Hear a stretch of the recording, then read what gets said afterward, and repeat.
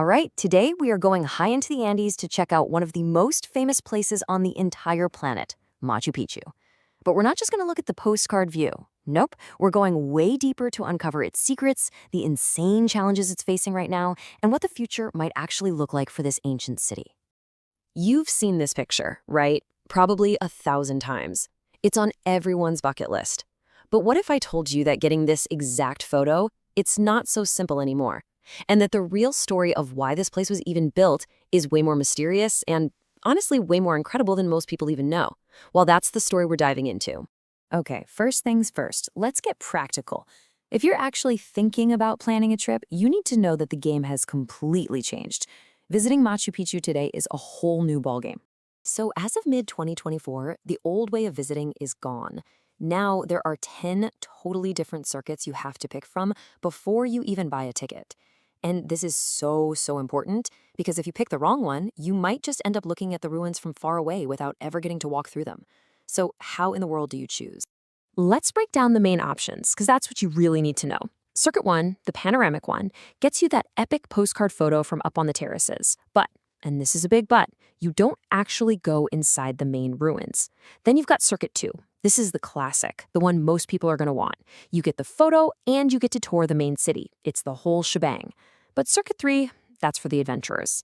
It covers the lower part of the city, and crucially, it gives you access to that crazy, sharp mountain you see in all the pictures, Huayna Picchu. But hold on, before you even think about circuits, you've got to get there. And how you arrive at Machu Picchu is a huge part of the experience. It kind of reveals two completely different ways of thinking about travel. And talk about a contrast. On one hand, you have this cinematic luxury experience, hopping on a fancy train, sipping fine wine as you glide through the sacred valley. On the other hand, you can literally follow in the footsteps of the Inca on a multi-day trek, a serious physical and, for a lot of people, spiritual challenge. One YouTuber on the Superlux Hiram Bingham train said it felt like something out of a movie, a total fairy tale. But yeah, that fairy tale journey, it's gonna cost you. We're talking over $1,000 a person for a round trip. And this gets to a really important point. The journey was never supposed to be easy. For the Inca, hiking for days wasn't a bug, it was a feature. It was a rite of passage, a way to spiritually prepare yourself before arriving at this incredibly sacred place. Which, leads us to the biggest question of all. So this all leads to the big mystery. Why was Machu Picchu even built in the first place? For years and years, there's been one main theory. You ask almost any guide, and they'll tell you this was a royal estate. Basically, a vacation home for the big boss, the Emperor Pachacuti. A place to get away from it all, relax, do a little hunting, a summer palace in the clouds. But does that really add up? Some archaeologists, like Giulio Mogli, are saying, hang on a second, the whole royal estate idea just doesn't explain some of the really weird and amazing things about this place. He thinks we need a new theory. I mean, there are some pretty big holes in the vacation home theory. First off, there's no actual proof. No ancient texts, no archaeology that says, welcome to Pachacuti's getaway. And then there's the location. Why would you build a vacation home in such an insanely remote and difficult place? And get this, the layout is really unique. Almost like it's meant to be walked through in one specific direction, which points to another major clue. This place is basically a giant cosmic clock. The location was chosen specifically because it's surrounded by sacred mountains in every direction. And buildings like the Torreon here are these incredible astronomical observatories with windows that line up perfectly with the sun on the solstice.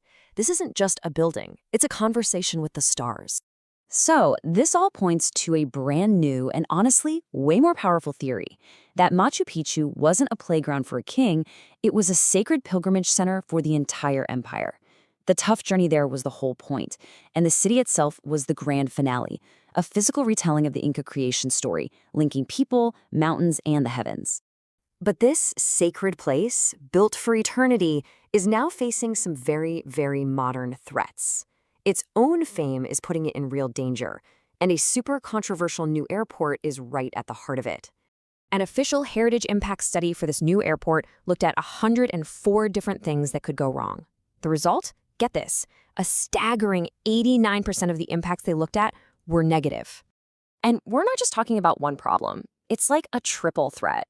First, there's the risk to the ruins themselves from just too many people literally wearing the place down. Second, huge environmental risks, like damaging water sources and the local ecosystem. And third, the social impact, the risk of pricing out local communities and erasing their culture. And listen, this isn't some far-off problem for the future. As one engineer said about the very first phase of airport construction, the part where they just moved the earth around, the destruction is already a consummated fact. Some of the damage has already been done. It's serious. So, what's the plan? Do we just close it down? No, not at all. The experts actually have a really clear vision to protect Machu Picchu by totally reimagining what it means to visit. Okay, so the big idea is to completely flip the script. Instead of just buying a ticket and walking in, your journey would start at a visitor center, away from the ruins. There, you'd get this immersion experience. You learn about the history, the meaning, why it's so sacred, before you even go in.